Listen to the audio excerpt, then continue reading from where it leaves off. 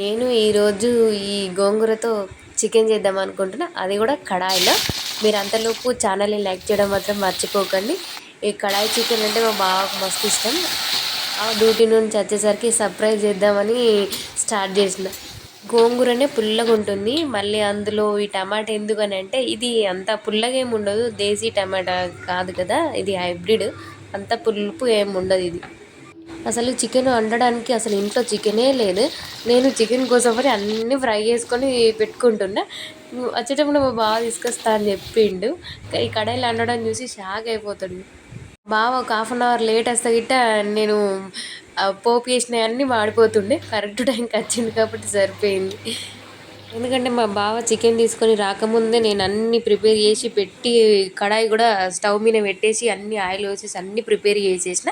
మా బావ కొంచెం లేట్ వస్తే గిట్ట అవన్నీ మాడిపోతుండే. నెరగే టైంకి వచ్చేసిండు.